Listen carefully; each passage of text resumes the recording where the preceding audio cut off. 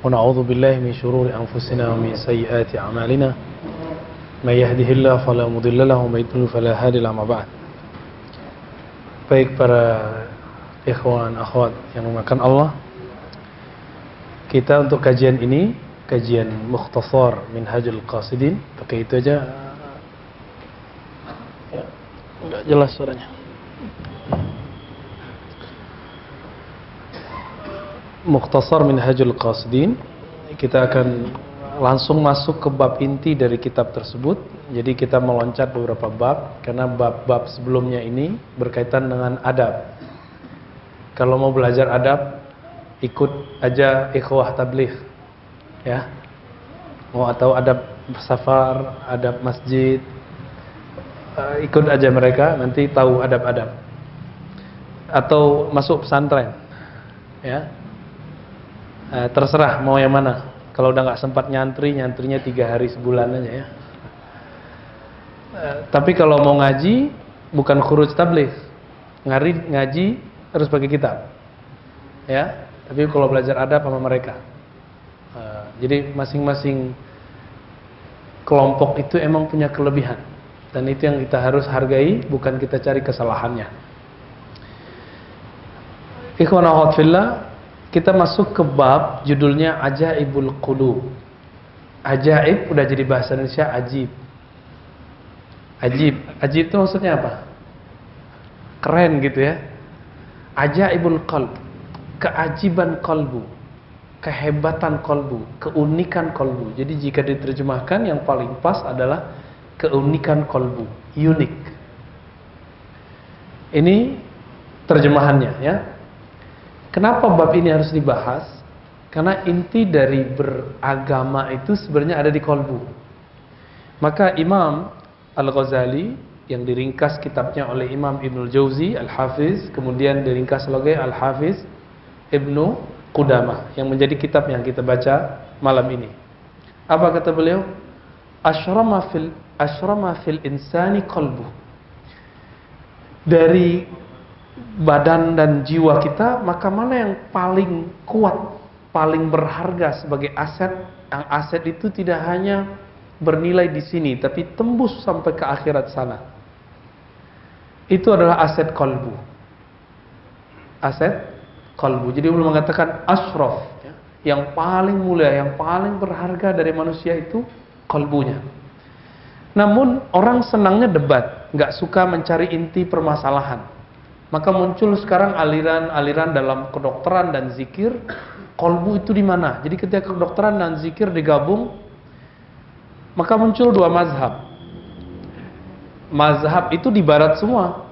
Lalu tiba-tiba diadopsi oleh kawan-kawan saya yang buat pelatihan zikir, dan nyala-nyalahin guru-guru tuanya yang mengatakan bahwa qalbu itu berkaitan dengan jantung. Qalbu itu berkaitan dengan jantung, tapi bukan di jantung. Kata mereka apa? Nah, ini aliran pertama. Qalbu itu di sini. Qalbu itu di, ya. Itu sebenarnya nggak ada persoalan. Mau qalbu di sini, mau di sini. Kalau pernah belajar akidah Ahlus Sunnah dan kitab-kitab Imam Ahlus Sunnah, yang paling mudah karya Imam Ibnu Qudamah, Ibnul Jauzi, Al-Ghazali. Qalbu itu bukan bertempat di situ, tapi dia punya spot, punya titik yang membuat korelasinya kuat. Kalau orang luaran sana nyebutnya cakra. Cakra ada berapa? Banyak. Ya. Beda kalau dalam Islam disebut dengan titik latifah. Ya. Jadi titik halus. Bukan berarti qalbu di situ. Kenapa? Allah mengatakan roh atau qalbu itu ternyata di kitab Ghazali ada yang disamakan, ada yang dibedakan ya. Kulir ruh min amri rabbi. Ruh itu urusan Rabbku. Bukan di kepala, bukan di tangan, bukan di dada, bukan di kaki. Namun ketika orang bertanya korelasi terkuatnya kemana, maka Imam Ahmad Sirhindi Al-Mujaddidi, beliau salah satu imam dalam Thariqah Naqsyabandiyah, kemudian menyebutkan ada 7 sab'ah lataif, dan ternyata digabungin semua. Perdebatan yang sekarang orang debat itu di jantung, di kepala, ternyata udah beres sama beliau. Beliau bilang, oh lebih banyak dari itu. Ada di kolbu, ada di otak. Digabungin semua. Dan itu ternyata bukan untuk dipisah-pisahkan atau dibentur-benturkan, tapi ternyata mereka punya kerja masing-masing. Yang jantung itu dia berkaitan dengan kolbu dan ada karakternya yang berkaitan dengan itu. Mirip dengan jantung kita, kan beda tugasnya sama paru-paru. Benar nggak? Nah, jadi itu organ-organ, nah sama organ batin itu juga ada. Nah, Bapak Saudara makan Allah, perdebatan itu nggak penting, maka nggak usah nanya ya. Jantung di mana? Itu pertanyaan yang Nabi nggak pernah ajarin. Dan kalaupun ada yang nanya, Nabi nggak jawab. Ya, kolbu di mana? Ya, kalau jantung di mana dijawab. Ada empiriknya jelas. Ya, di bagian kiri di sini. 2 jari di bawah dada bagian kiri, nah itu dia miring gitu ya, sampai ke ujung sini. Kalau kita lagi berharap, dia deg-degan, itu deg-degan di sini. Kalau kita lagi cemas, itu dia yang deg-degan. Lagi senang, jatuh cinta, itu yang deg-degan ya.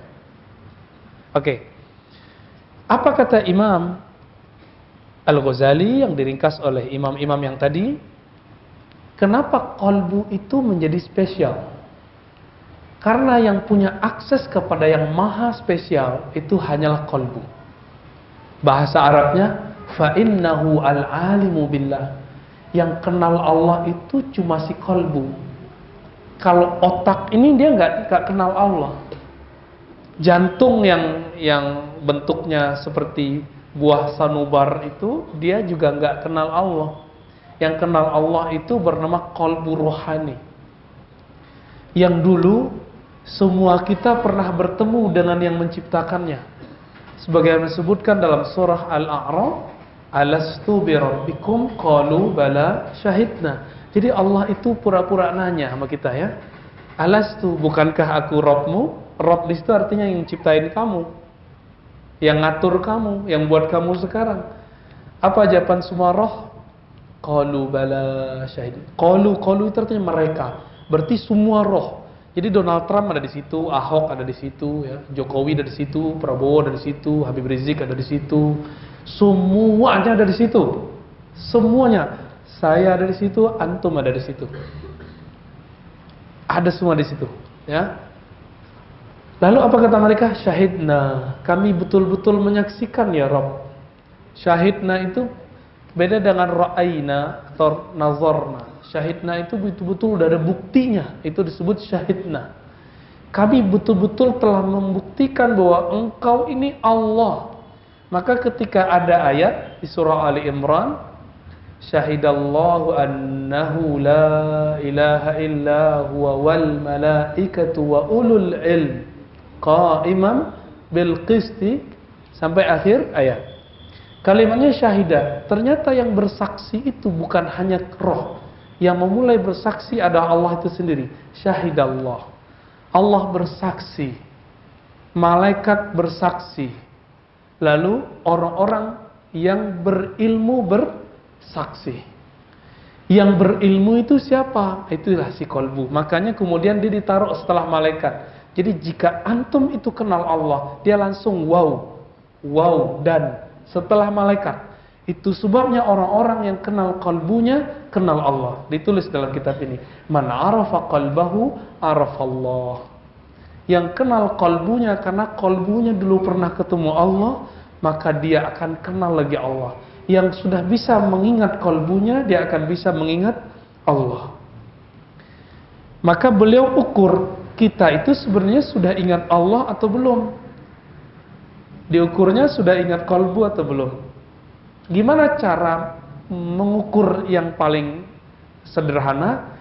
Tinggal sholat, takbir, lalu pikiran apa yang paling dominan saat kita sholat. Jika kalbu itu bergantung ingat kepada yang punya kalbu, berarti dia sudah kenal Allah. Tapi kalau masih mikirin A, B, C, D, sholat kok mikir? Sholat itu gak mikir, sholat itu zikir. Coba cek ayatnya. Surat Thaha ayat 14. Aqimis sholata li dzikri. Dirikanlah sholat untuk mengingatku. Tapi ayat itu diulang dengan pernyataan, innani anallah la ilaha illa ana fa'budni. Sungguh akulah Allah. Jadi Allah mengatakan innani anallah. Jadi sebenarnya menggunakan kata ana itu Allah sendiri. Ana Allah, ya. Ana Allah. Akulah Allah. La ilaha illa ana. Apa arti ilah? Apa bedanya dengan Rabb tadi? Ilah itu artinya banyak sekali, tergantung itu kita anggap ilah dari kata walah atau dari kata ya, apa, macam-macam ya. Akhirnya para ulama menyimpulkan ilah itu berarti ketaatan, kepatuhan. Ilah itu saya patuh sama orang, itu jadi ilah saya. Gitu. Apalagi ilah itu berarti hub, cinta. Ciri-ciri orang yang jatuh cinta, kepikiran mulu. Maka kalau kita sering ingat sesuatu, ngecek sering ingatnya, bawa sholat. Lebih banyak ingat apa setelah takbir sampai assalamualaikum, itulah ilah yang ada di sini. Nah, itu yang kemudian dihilangkan di situ, di ayat itu. La ilaha illa ana. Tidak ada ilah selain aku. Maksudnya, jangan kamu cinta selain aku. Jangan kamu patuh kepada selainku. Terjemahan Sanskertanya sembah. Sembah itu artinya respect. Apa arti respect? Hormat. Maka kata sembah di kampung saya, sembah kami sampaikan kepada Dato. Itu artinya bukan menyembah. Artinya ta'abbud, ubudiyah, itu dibedakan. Sembah di situ artinya hormat. Nah, inilah persoalan yang menjebak banyak orang. Akhirnya dia benci kepada sahabatnya, benci kepada ulama yang menerjemahkan Al-Quran. Kenapa di Quran kata ilah diartikan Tuhan? Oh, itu nggak benar. Tuhan itu pimpinan dewa. Kamus mana begitu? Ya. Akhirnya di Masjid Majestic lantai 4 itu ada tulisan tiada Tuhan selain Allah, ditulis di depan, dicoret sama orang yang sok tahu itu. Lalu dia tulis sendiri pakai spidol jelek banget, ilah. Tiada ilah selain Allah. Kan jadi lucu. Ini memundurkan terjemahan. Jadi bolehkah menerjemah ilah menjadi Tuhan? Ulama kita yang lebih dulu kenal Islam siapa? Ulama itu yang nyoret itu ulama enggak tuh? Ya, dosa besar dia itu. Karena dia sudah memburukkan, merusak pandangan di masjid. Ngaji dong ya, jangan cuma ke satu ustadz yang mengatakan yang nggak lolos bahasa Indonesia itu ya. Kalau kita nggak kuliah di Indonesia, nggak nyantri di Indonesia, cuma belajar di luar, pulang kursus aja lagi ya. Jangan nyala-nyalain terjemahan yang sudah dibuat ulama. Ulama yang sudah 20 tahun ngaji di Madinah, di Mekah, namanya Syekh Abdul Rauf Al-Jawi As-Sinkili, ya. Singkil ya. Itu Aceh sono. Itu 20 tahun ngaji di Mekah Madinah. Gurunya ahli hadis bernama Syekh Ahmad Al-Qushashi dan murid beliau, asisten beliau namanya Al-Qurani. Itu muhaddis kabir. Semua ahli hadis kalau punya silsilah ijazah hadis pasti nyambung sama orang ini, dua imam ini. Ya. Itu Syekh Abdul Rauf nulis kitab terjemahan, ya, Terjumanul Mustafid atau apa namanya ya. Sudah ada yang nulis itu. Ditulis kalimat terjemahan la ilaha itu tiada yang berhak disembah. Kadang tiada Tuhan, ada semua. Rob itu Tuhan, diterjemahin semua. Biasa kok. Lebih lama dia ngaji daripada kalian yang mengharamkan kata Tuhan. Tinggal T-nya gede apa kecil. Belajar dong huruf kapital bahasa Indonesia. Gergetan kita sudah ya. Jadi kita kalau sudah bilang tiada Tuhan selain Allah, langsung dia berangkat pergi. Gak mau lagi ngaji sama kita. Dianggap kita ini penyembah berhala. Betapa jahilnya itu orang. Gak tahu nanya. Baca buku-bukunya. Abdul Rauf As-Sinkili abad keberapa? Gak tahu. Baca sendiri deh ya. Sehingga jadi Islam ini bukan barang baru di negeri ini, terjemahan ilah bukan barang baru di negeri ini, gitu, ya. Tapi kalau udah bahas akidah gitu, saya jadi agak sedikit naik suaranya ya. Udah, kita balik ke kolbu lagi deh, biar adem.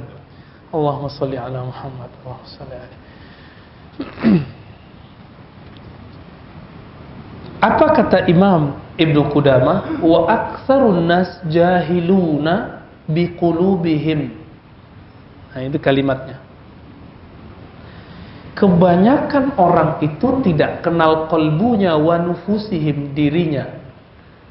Beliau ini ahli hadis, nggak mau menggunakan sebuah kalimat yang masyhur di kalangan ahli zikir, ahli kolbu, ahli sufi, ahli tazkiyatun nufus, terserah antum mau sebut mana, orangnya sama kok ya.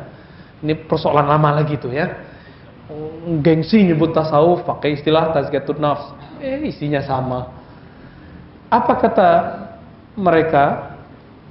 Man arafa nafsahu faqad arafa rabbahu. Karena beliau sensitif dengan kata-kata itu, siapa yang kenal diri, kenal Robnya, beliau ganti. Man arafa qalbahu, arafa rabbahu. Siapa yang kenal kalbunya, maka dia kenal Robnya. Tapi isinya sama nggak tuh? Sama. Bedanya, beliau nggak bilang hadis, karena beliau ahli hadis. Nah, ini PR. Kalau antum ahli hadis, ada orang salah nyebut hadis, nggak usah ditahzir. Gak usah ditahzir. Wasiat bil haq, bis sabar. Gak langsung ngamuk-ngamuk, ya. Gak langsung bilang zindik, itu jahil, gak usah bilang gitu. Langsung bilang mohon maaf, ini hadisnya tidak sahih, gitu. Selesai itu. Kalau dia nggak terima, baru kita bilang ente baru jahil, gitu. Tapi kalau udah kita kasih tahu, kita bilangin baik-baik, pakai cara lo bilanginnya. Orang-orang ahli tasawuf itu, ahli thariqat sufi itu, mereka ahli kolbu. Maka sentuh kolbunya. Jangan singgung amalannya. Mazhab fikih dia sudah beda sama kita. Sekali singgung mereka, antum ngomong kolbu aja dia nggak terima. Gitu. Ini yang terjadi pada ustadz favorit antum semua, Ustadz Abdul Somad. Ustadz Abdul Somad kurang sufi apa? Kurang ahlu sunnah aswaja apa? Tapi karena beliau cuma ngomong khilafah, langsung kawan kita yang satu lagi nggak seneng gitu ya. Itu aja masalahnya. Padahal sama fikihnya, sama akidahnya, sama. Nah, ada beliau sensitif. Nah, semoga ini selesai semua lah ya. Di kalangan yang memfavoritkan Ustadz, jangan terlalu emosional juga ya, santai aja. Lalu dikatakan oleh beliau, kenapa orang tidak bisa langsung kenal dirinya? Emang di Quran sudah dibilang, sudah dikatakan bahwasannya Allah yahulu bainal mar'i, ya, antara mar'i dengan dirinya. Memang sudah ada kalimatnya, yahulu bainal mar'i wa qalbi.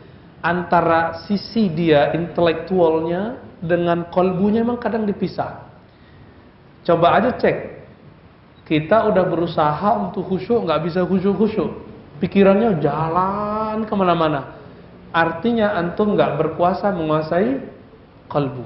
Kenapa kalbu nggak bisa kita kuasai dalam sholat? Kok nggak bisa dikontrol itu kepikiran kemana-mana itu? Padahal kalau sholat udah pakai baju koko, udah pakai kopiah, udah pakai gamis bahkan, pakai sarung bahkan. Ternyata khusyuk bukan di situ. Bahkan jenggot pun kita panjangin. Kenapa? Karena jenggot itu tidak menyebab khusyuk. Ya, baju koko tidak pernah menyebabkan khusyuk. Dia itu bab fikih, nutup aurat. Jenggot itu bab performan, az-zinatu wal libas dalam Sahih Bukhari ya. Lalu di mana khusyuk itu? Khusyuk itu di kolbu. Khusyuk itu cuma di kolbu. Ya. Tapi khusyuk itu mainannya adalah pandangan kolbu. Karena khusyuk itu berkaitan dengan pandangan. Ikhwan akhwat fillah, bapak saudara yang melakukan Allah, gimana caranya mengenal kolbu? Itu nanti. Nah, sekarang kita ketahui diagnosa dulu, kolbu kita yang mana nih? Kolbu yang terganggu atau bukan? Maka kolbu dibagi 3. Kolbu yang sakit, kolbu yang mati, dan kolbu yang sehat. Insya Allah yang hadir ini kolbunya nggak ada yang mati, alhamdulillah. Ya. Tapi kalau sakit mungkin ada. Ceknya gitu aja Pak. Kita suka makan, misalnya suka makan sayur asem, suka makan rendang, suka makan soto, sop iga. Tapi sekali ini orang buat, kita kayak mau muntah. Itu salah makanannya apa salah badan kita nggak enak? Kita yang nggak enak. Jangan salahkan makanannya. Ketika sholat nggak enak, bukan karena suara imam nggak enak. Khusyuk itu bukan pada suara yang enak. Kalau suara yang enak itu kita sebut sholatnya dengan suara merdu, bukan dengan khusyuk, itu beda. Misalnya imamnya suaranya merdu, terus antum nangis. Kita tanya, nangisnya ingat kampung ya? Contohnya malam takbiran, nangis nggak? Kenapa? Ingat emak di kampung. Ingat dulu bawa obor di kampung. Ingat dulu takbiran waktu di kampung. Itu bukan tangis karena Allah, itu tangis karena kangen pulang kampung. Tapi itu udah kabar gembira. Apa kabar bergembiranya? Kalau udah bisa nangis berarti kolbunya udah lembut. Cuma kabar nggak gembiranya, Imam Ibnu Mubarak nulis kitab Az-Zuhud, ilmu kolbu. Apa kata beliau?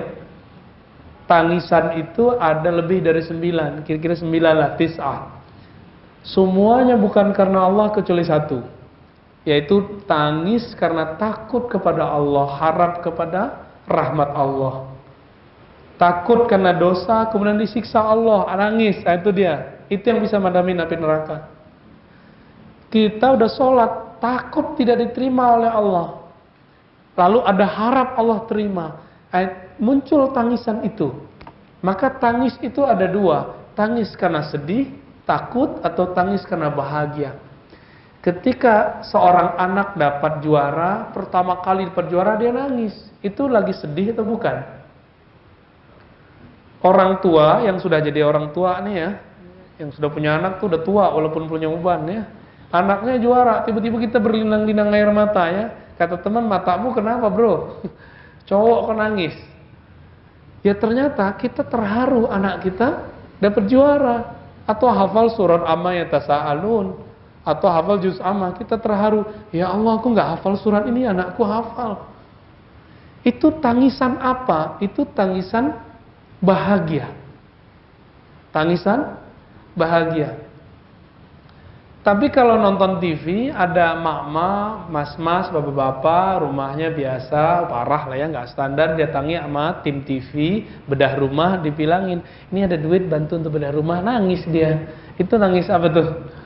Tapi sebelum itu, dia nangis juga, ditanya, berapa penghasilan sehari Pak, Bu? Dia nangis juga, nangis kenapa? Hidup kayaknya susah banget. Jadi, antara nangis sedih sama nangis senang dapat duit, dekat sekali.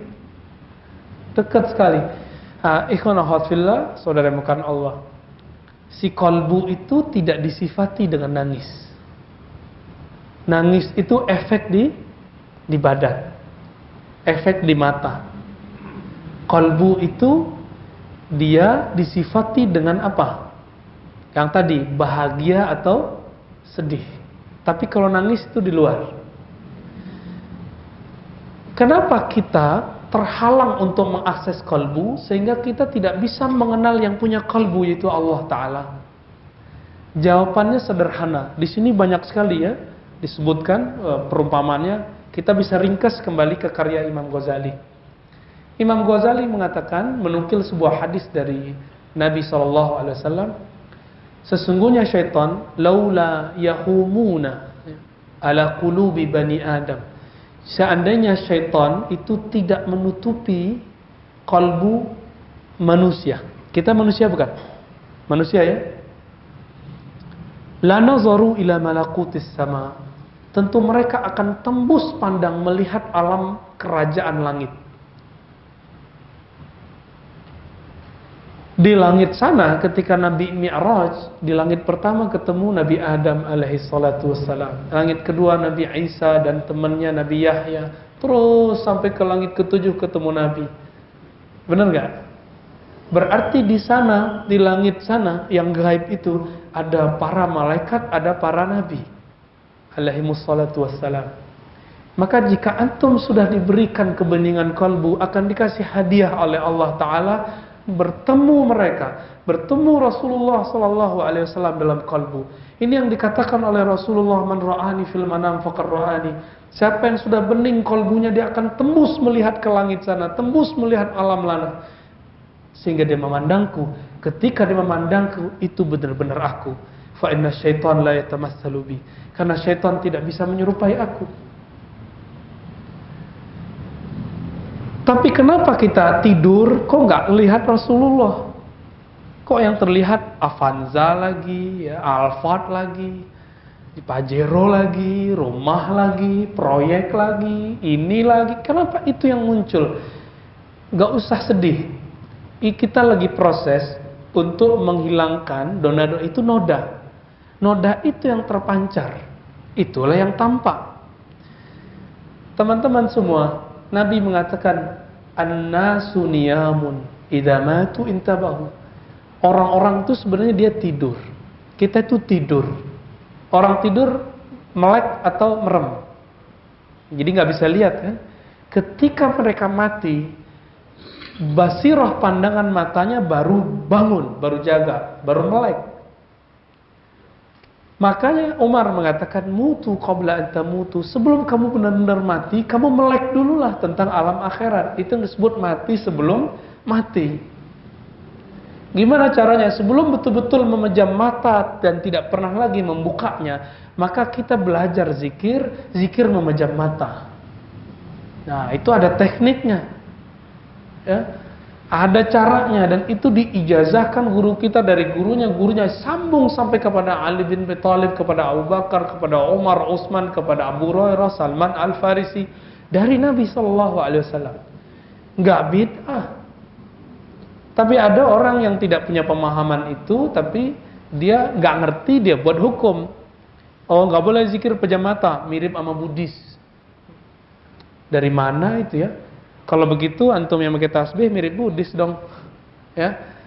Kita pergi haji pakai baju ihram enggak ada jahitnya, mirip apa pendeta biksu enggak? Mirip sekali. Ya, warnanya aja bedanya. Maka Imam Ghazali mengatakan manusia itu punya roh. Rohnya itu satu jenis dengan malaikat. Jadi ini kabar gembiranya. Jadi antum itu punya roh. Rohnya itu makhluk langit. Tapi nyampe di sini kok pesek-pesek gitu ya. Kok ada yang brewok, ada yang enggak gitu ya. Ada yang macam-macam deh. Ada kemajuan perut, ada yang kemajuan pipi, macam-macam. Kenapa beda? Nah, ini tubuh. Ini tubuh mirip kayak hewan. Mirip persis. Kita punya bulu, si monyet punya bulu. Jadi jangan bangga dulu kalau dadanya berbulu ya. Itu saudaranya sama gorila tuh. Ya, jangan bangga dulu kuat ya. Itu kalah sama kerbau. Kalah. Maka ketika kita betul-betul jadi manusia, kita nggak hanya ngurusin tubuh. Antum silakan ikut fitness, tapi jangan dewakan tubuh ini. Ya, sengsara nanti ya. Capek. Yang emang kerjaannya harus butuh wajah gagah, cantik, jangan terlalu memanjakan muka ini. Suatu saat dia akan keriput kok. Ya. Wajah yang cantik itu kan yang kita baca dalam iftitah. Wajah tuh, wajahnya itu wajah apa? Bukan wajah ini, tapi wajah kolbu. Karena kolbu itu hanya mau menghadap kepada Allah. Lalu sekarang kok ketika sholat, kolbu kita nggak bisa berkiblat kepada Allah. Tubuh udah ke Ka'bah, mata udah ke tempat sujud. Apalagi kurangnya? Kurang kolbunya, ketutup. Apa yang menutupinya? Pertama, disebut dengan karakter hewan ternak. Apa karakter hewan ternak? Hewan ternak itu ada pada kita, suka makan, benar nggak? Suka makan, minum, ngoceh, ya itu burung-burung kalau udah kenyang ngoceh aja tuh ya, yang itu ya bertweet itu ya. sekarang jadi Twitter. Apalagi mohon maaf, aktivitas seksual itu bagian dari hewani. Maka pembeda kita dengan hewan, makan, minum, tidur, ngomong dimulai dengan basmalah. Jadi minum itu dengan bismillah. Bahkan Nabi mengajarkan orang sudah menikah hubungan spesial pakai bismillah, supaya beda dengan al-an'am itu, karakter hewan itu. Nah, siapa yang sudah mulai melakukan itu, dia sudah nggak hewani lagi. Antum udah nggak sama lagi sama hewan. Nah, semoga kita mulai dari pagi tadi lebih banyak basmalahnya. Bismillah mau jalan, bismillah mau makan. Jadi beda hewan dengan manusia yang kenal Allah. Makan apa? Makannya orang kenal Allah, dia makan karena ingin kuat mengabdi kepada Allah, supaya kuat nanti berdiri di hadapan Allah, supaya kuat nanti jalan menafkahi hamba Allah bernama anak istri. Itu. Maka makannya orang yang kenal Allah bukan karena dia ingin memenuhi perutnya, bukan karena oh ini enak nih, enggak. Udah begitu belum? Kita latihan ya sama-sama. Tar malam yang mau makan, coba ya Allah saya mau makan karena ingin mengabdi kepada Engkau. Tolong kuatkan satu suap ini untuk menjadi modal untuk ibadah kepada Engkau dalam ibadah formal ataupun ibadah sosial. Antum kerja itu kan ibadah juga. Saya bolehkah sholat itu kalau nggak ada orang lihat, terus sholat maghrib saya buat 2, boleh nggak? Kan nggak ada orang lihat. Kalau antum udah buat ibadah itu masuk ke wilayah kerja, kerja itu ibadah loh ya. Kerja itu ibadah. Beranikah saya korupsi waktu? Beranikah saya korupsi duit? Nggak berani. Kenapa? Saya anggap ini ibadah. Langsung dipandang sama Allah, CCTV nggak perlu. Nggak perlu. Coba mulai besok pagi, ketika bangun katakan, ya Allah, aku sekarang mau ibadah sosial. Kerja. Coba rasain nikmatnya hidup. Sehingga kita dari bangun tidur sampai tidur lagi, itu bersama Allah. Sujudnya orang kerja adalah kepatuhan tidak korupsi. Rukuknya dia adalah menghormati pakem-pakem dari Allah. Ketika ini haram dia nggak ambil, ini syubhat tidak jelas dia tidak ambil. Itu sudah rukuk lagi kerja. Maka orang-orang yang sudah rukuk dengan rukuk yang formal, buktikan. Ketika orang beda sama kita masih respect, kita kasih tahu dengan baik. Kita jadi atasan, ada kesalahan di tim kita nggak hardik dia. Kenapa? Kita pribadi yang ruku. Kalau enggak, antum an'am. Ya. Sama kal an'am, balhum adol. Balhum adol itu apa? Enggak disebutkan di situ. Balhum adol itu disebutkan di Quran, ayat yang lain, ya. Masih di surat-surat yang berdekatan juga, bahkan di dalam surat itu juga. Maka disebutkan di Quran seperti kamasalil kalb, seperti anjing guguk. Anjing guguk itu sifatnya buas. Ini yang disebut. Jadi dulu saya bertanya panjang lama. Ulaika kal an'am, mereka itu seperti binatang ternak, tapi lebih sesat. Lebih sesat itu apa? Oh ternyata ada karakter binatang buas. Siapa yang menjelaskan itu? Imam Ghazali. Itu cerdasnya Imam Ghazali. Yang sekarang orang bilang Ghazali sesat. Ghazali itu dia mau memuntahkan filsafat tapi nggak bisa. Antum itu sok tahu tentang Ghazali. Justru Ghazali itu yang mensterilkan falsafah. Kalau nggak ada Ghazali, semua filsafat haram semua hari ini. Teman saya mengharamkan filsafat, ternyata dia masih belajar salah satu bagian filsafat. Apa itu? Matematika filsafat loh ya. Dia haramkan mantik, tapi dia belajar matematika. Itu namanya mengharamkan apa yang dia makan sendiri. Kan banyak sekali ya. Dulu teman-teman saya di kedokteran, kebetulan saya baru pulang dari kedokteran UNAN yang di Padang. Itu mereka banyak soleh-soleh lah ya. Tapi dulu kita punya teman orang kedokteran, dia haramkan filsafat dan mantik. Saya bilang, kamu tahukah sejarah filsafat kedokteran? Gak tahu. Kamu tahukah Ibnu Sina itu siapa? Itu filosof. Kamu tahukah Ibnu Qayyim yang kamu puji-puji setiap hari dengan Syekhul Islam itu siapa? Itu dokter dan dia menukil filosof namanya Jailinus.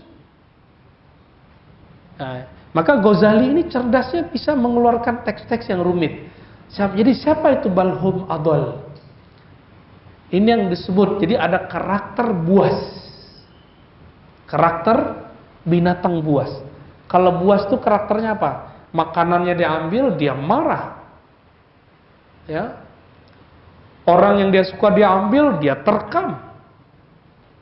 Nah ini, jadi kalau coba cek ya, kita ini semua punya itu. Setiap hari mungkin naik turun. Coba aja naik motor, naik mobil, naik angkot, naik bus, naik MRT. Karena udah MRT kita sebut aja ya. Akhirnya misalnya kita didahuluin orang, kesenggol orang emosional. Nah itu udah buas itu. Ya.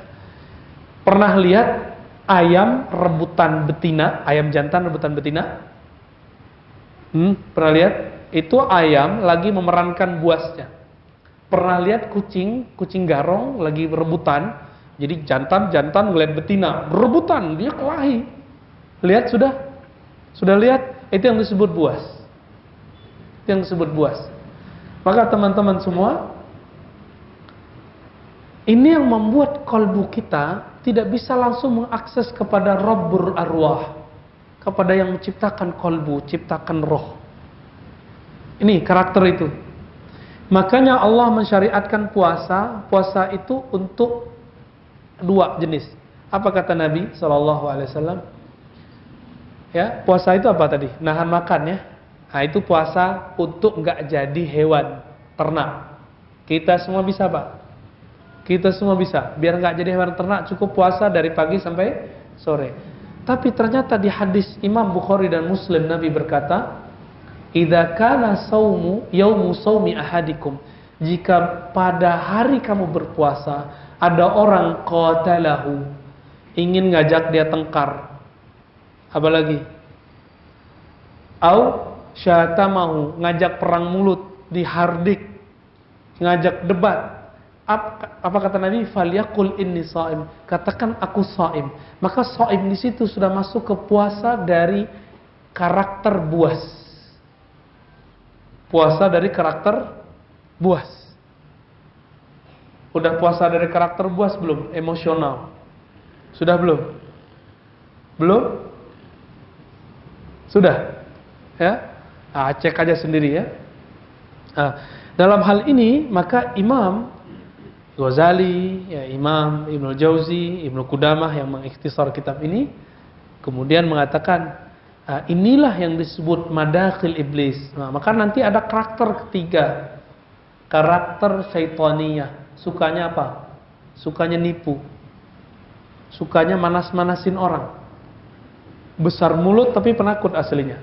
Nah ini kalau karakter itu ada pada seseorang, kalau dia jadi politisi, dia jadi politisi syaitani. Dia suka bikin gaduh, jadi provokator. Jadi provokator. Kalau dia ustadz, dia bikin gaduh jamaah. Ada juga ustadz syaitani itu ada, bikin gaduh jamaah. Ya, semoga kita nggak ada itu semua. Nah, maka mesti ini dipuasakan juga. Tapi puasa ini bukan dengan puasa fisik atau puasa emosional tadi. Puasanya cuma satu. Memuasakan pikiran dari banyak pikiran, lalu mengaktifkan kalbu untuk zikir. Mana dalilnya? Dalilnya ada di hadis, ada di Quran ya. Kalau di Quran kan banyak. Ala bidzikrillah tatma'innul qulub, kita sudah tahu semua. Surah Ar-Ra'd ayat 28. Kalbu hanya tenang, steril kalau dia nyebut nama Allah. Oke. Di hadis dikatakan, hadisnya Hasan, bahwa kalbu itu ternyata diperebutkan oleh dua makhluk, setan dan malaikat. Jika dia zikir, maka setan tidak bisa masuk. Nah, oleh karena itu, puasanya kalbu adalah dengan banyak zikrullah. Ini bukan zikir lisan. Subhanallah bukan. Subhanallah itu zikir lisan biasa. Ini zikir kalbu. Zikir kalbu hanya menyebut namanya. Zikir otak adalah mengingat kebesarannya. Nah, jangan diadu-adu.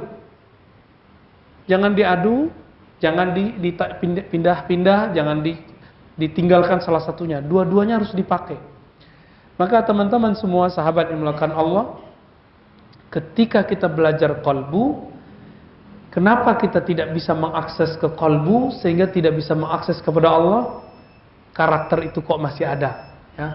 Nanti di lain waktu, kalau kita sudah sehat lagi, kita akan buat cara mengenal qalbu secara teori dulu. Kalau mau secara praktis itu pakai zikrullah, ya, ada prakteknya. Tapi tentu bukan di tempat terbuka seperti ini, ya. Hanya kepada orang yang mau. Karena zikir itu mirip kayak sekolah, kurikulum, yang mau ikut, kalau enggak usah. Ya. Kira-kira itu Bapak Saudara makan Allah. Semoga kajian ini diridhai oleh Allah. Jika ada kesalahan kita, Allah ampuni. Jika ada noda di qalbu kita, Allah bersihkan. Wassallallahu ala nabi Muhammad, subhanakallahumma wa bihamdika, asyhadu an la ilaha illa anta, astaghfiruka wa atubu ilaik. Assalamualaikum warahmatullahi wabarakatuh.